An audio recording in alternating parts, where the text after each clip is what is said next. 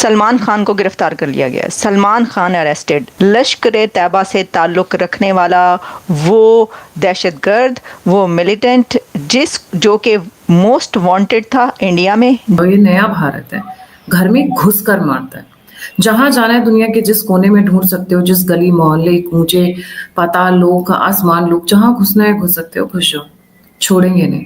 ये है फिलॉसफी नए भारत की, ये है फिलॉसफी अजीत दोवल की। रवांडा जांच ब्यूरो, इंटरपोल और नेशनल सेंट्रल ब्यूरो के सहयोग से सलमान को रवांडा की राजधानी किगाली में गिरफ्तार किया गया, जिसके बाद उसे भारत लाया गया। एनआईए ने उसे अपनी हिरासत में ले लिया है। 2008 में जो बेंगलुरु में सीरियल धमाके हुए थे, एक के बाद एक, उसके पीछे जो मास्टरमाइंड लश्कर का, उसमें ये जो है दहशतगर्द ये शामिल था और उसमें ये सारा ये काम पहुंचाना और ये जो भी जो इस तरह का मटेरियल है और सामान है वो उसमें शामिल था। इंसानियत वाकईतन हलाकत के इतना करीब पहुंच चुकी है। एटम बम इंसान को इतना हलाक नहीं करेगा जितना ये मगरिब का सूद और रिबा पर मबनी माशी निजाम जो पूरी दुनिया को तबाह करने जा रहा है।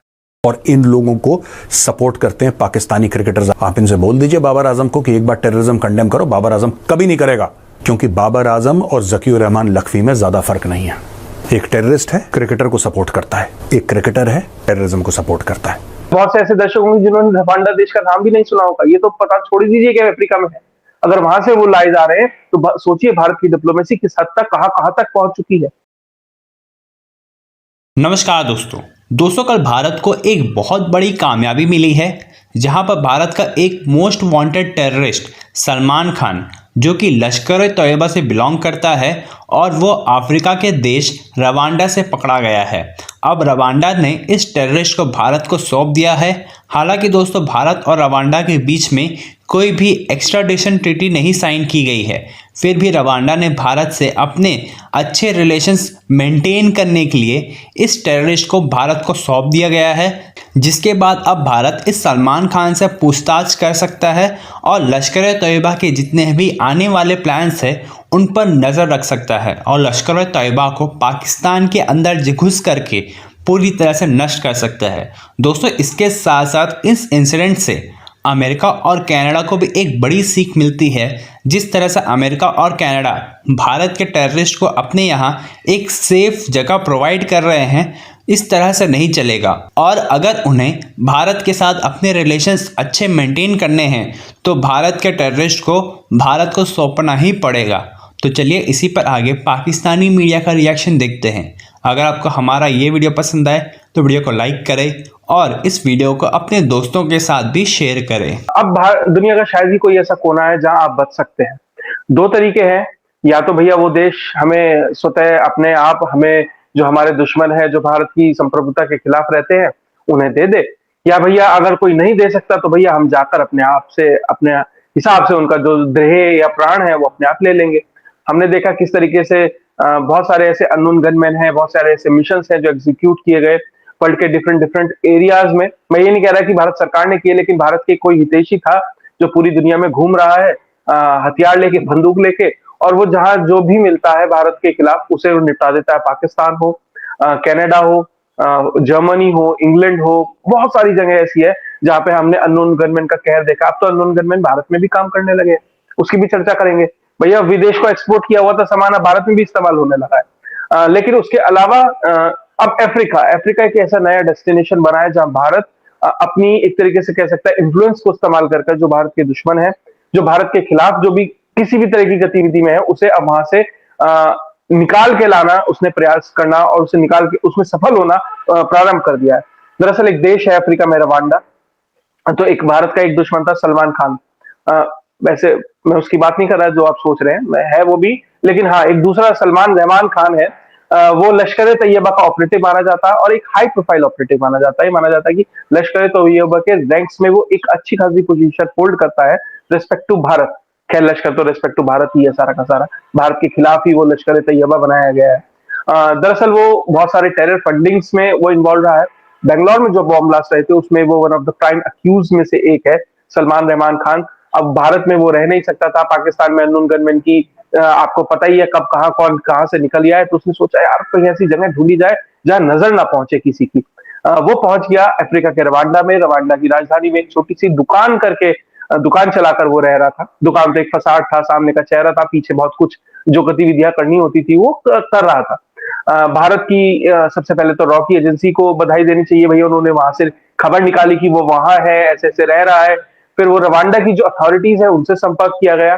देखिए ये मिशन बहुत इजी नहीं था। मैं बता देता हूं उसके लिए बैकग्राउंड वर्क कैसे किया जाता है। जब लोग कहते हैं कि प्रधानमंत्री नरेंद्र मोदी भारत से विदेश यात्राओं पे रहते हैं, वो इतनी विदेश में घूमते हैं, क्यों घूमते हैं, सवाल पूछे जाते हैं। सवाल का जवाब है सलमान रहमान खान। प्रधानमंत्री नरेंद्र मोदी भारत के ऐसे पहले प्रधानमंत्री थे जो रवांडा गए थे। इससे पहले कोई प्रधानमंत्री रवांडा नहीं गया। 2018 में प्रधानमंत्री रवांडा गए थे, वहां उनसे बहुत अच्छी मतलब एक तरीके से मैत्रीपूर्ण संबंध हो गए भारत के। प्रधानमंत्री नरेंद्र मोदी वहां की जो लोकल एक तरीके से कह सकते हैं सिविलाइजेशन को समझा उन्होंने, और वहां क्या वैल्यू है गाय की ये समझा। 200 गाय भेंट की।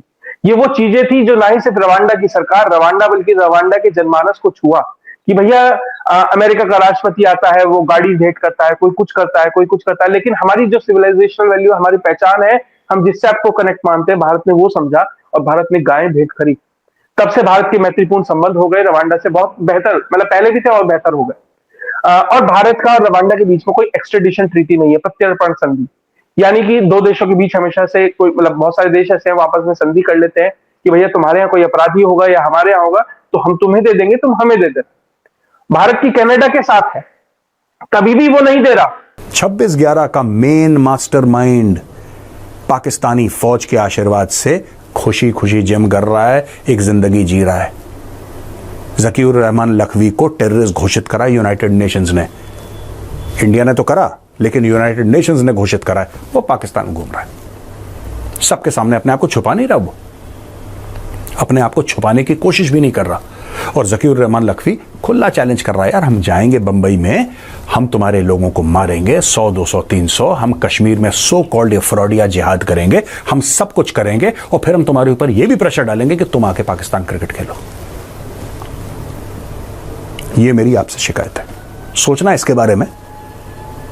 All those people who have called useful idiots, उनको पता है अमन की आशा होनी चाहिए, प्यार मोहब्बत होनी चाहिए, आपस में बैठें, वो यहाँ आए हम वहाँ आए, हम गाड़ी चला के लाहौर चले आए, वो गाड़ी चला के अमृतसर आए, फ्लाइट पकड़ के दिल्ली आ जाएं, चांदनी चौक।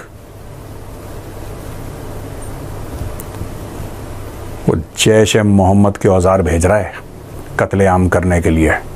पार्लियामेंट पर अटैक जैश ए मोहम्मद ने करा था, ठीक है। पुलवामा, जो लेथपुरा में सुसाइड बॉम्बिंग हुई थी पुलवामा में, जिसमें 40 भाई हमारे सीआरपीएफ के चले गए, वीरगति को प्राप्त हो गए, वो जैश ए मोहम्मद का एक्शन था, ठीक है। लश्कर तैयबा ने 26/11 करा और इन लोगों को सपोर्ट करते हैं पाकिस्तानी क्रिकेटर्स। आपको क्या लगता है बाबर आजम क्या है? आप इनसे बोल दीजिए बाबर आजम को कि एक बार टेररिज्म कंडेम करो। बाबर आजम कभी नहीं करेगा, वो कभी नहीं करेगा, क्योंकि बाबर आजम और ज़कीउर रहमान लखवी में ज्यादा फर्क नहीं है।